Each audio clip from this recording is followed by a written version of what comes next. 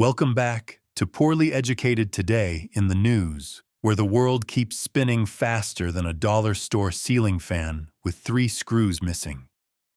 I swear, every time I look at the news, I feel like somebody mixed Red Bull with gasoline and poured it straight into America's carburetor.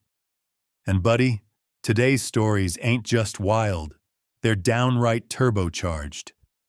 So crack open a lukewarm Diet Mountain Dew, because we're about to dive into chaos like a raccoon diving into a dumpster full of questionable leftovers.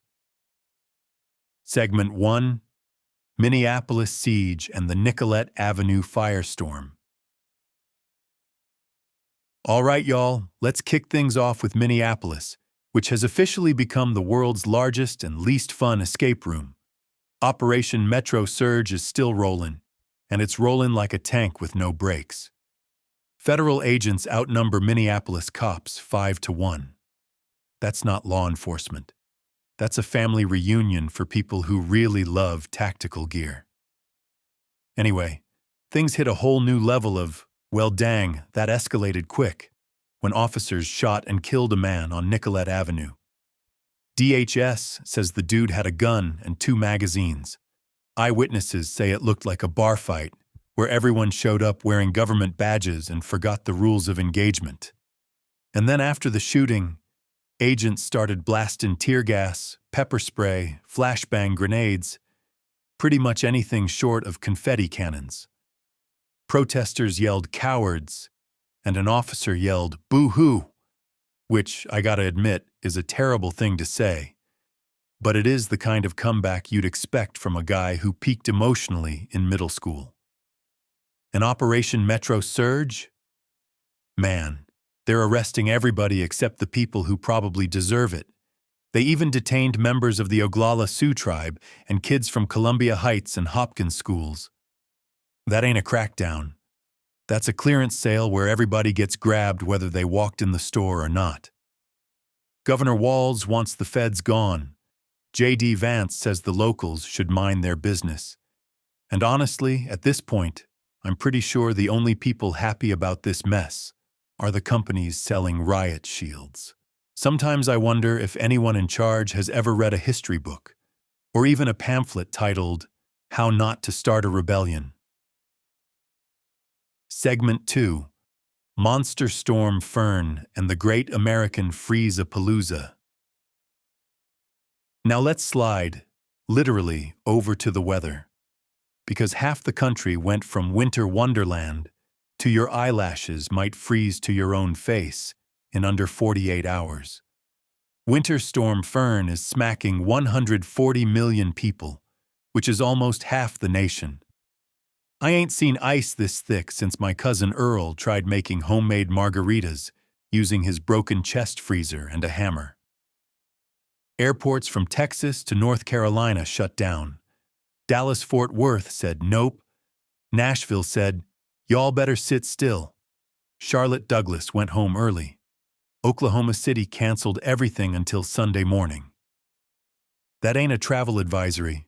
That's a sign from above telling you to stay on your couch and rethink your life choices.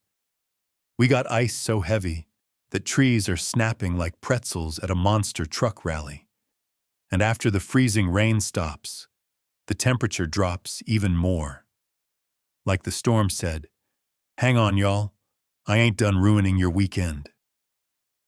Indiana, bless its frozen heart, declared a power supply emergency, asking everyone to turn off lights, TVS, toasters, air fryers, and probably your hopes and dreams too. Rolling blackouts are on the table, which is shocking given how Indiana normally loses power if a squirrel even thinks about chewing a line. 21 states declared emergencies. Vermont has wind chills hitting minus 40 degrees Fahrenheit, which ain't even a temperature. That's a dare. In Houston, people panic-bought groceries like someone just announced the apocalypse would be catered. And let me tell you, if you've never seen a Southern driver try to handle black ice, it's like watching a confused calf learn how to moonwalk.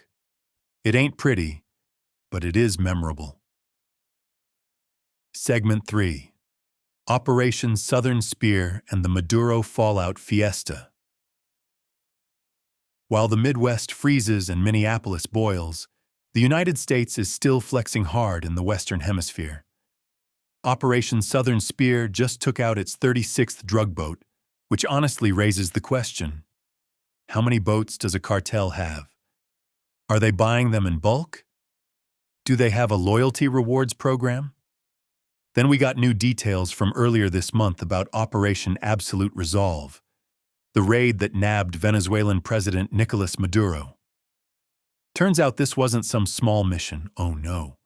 This was 150 aircraft, elite Delta guys, rehearsals in a full-scale replica of Maduro's palace. You know you're dealing with American military energy when we build a fake mansion just to practice storming the real one. Maduro's now locked up in Manhattan, calling himself a prisoner of war, which is adorable. Like when a kid tells you he's Batman. Meanwhile, the US is already making oil deals with Venezuela like the whole thing was just Black Friday shopping with extra steps. 7 Americans injured, dozens of Venezuelans dead, and millions of people now living through the aftermath.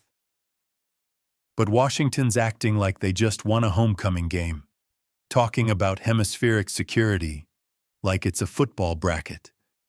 I swear, Americans will invade anything if it means oil might be involved. If someone told Washington there was crude oil under a Waffle House, we'd have Marines parachuting through the roof before the hash browns hit the grill. Segment 4. Abu Dhabi Peace Talks, or Peace Talks, but with bombs. Let's hop over to the Middle East, where the US, Russia, and Ukraine are negotiating peace in Abu Dhabi, while Russia simultaneously launches nearly 400 missiles and drones at Kyiv and Kharkiv. Now look, I ain't a diplomat, but usually when you're trying to negotiate peace, you don't start by setting the other guy's power grid on fire. That's not diplomacy. That's the world's worst group project. Ukraine's over 1 million people are without power in freezing temps, and Zelensky is basically texting the US like, "Hey buddy, remember that air defense conversation? Yeah, how about we circle back on that today?" Meanwhile, Jared Kushner is somehow involved, and every time his name pops up, I feel like someone hired a college intern to defuse a live grenade. And while all this is happening, Russia's foreign ministry is talking about peace with the same energy my Uncle Daryl uses when he says he's cutting back on beer, meaning absolutely none. These talks feel less like negotiations and more like 3 guys sitting at a table pretending everything is fine, while one of them lights the building on fire. Segment 5. German gold panic and NATO's "we're not mad, we're just disappointed" phase. Back in Europe, Germany is thinking about pulling its gold out of the US because, quote, keeping it in America is too risky. Now look, I get that America's been making some decisions lately, but if Germany starts treating us like a bank that just changed management and replaced the tellers with raccoons, that's a bad sign. At the same time, Denmark's prime minister is mad because Trump told everyone NATO didn't do enough in Afghanistan. And look, if you want to unite Europe, apparently the secret is just to insult literally everyone at once. It's like diplomacy by shotgun. Germany repatriating gold feels like when your friend asks for his lawnmower back, even though you swear you're going to use it this weekend. That's how you know trust is broken. And if NATO alliances were a relationship status on Facebook right now, it would absolutely be, "It's complicated." Segment 6. Credit card chaos, 10% interest caps, and the Supreme Court showdown. And finally, we get to the money. The part of the show where rich people start yelling about economics and the rest of us pretend we understand.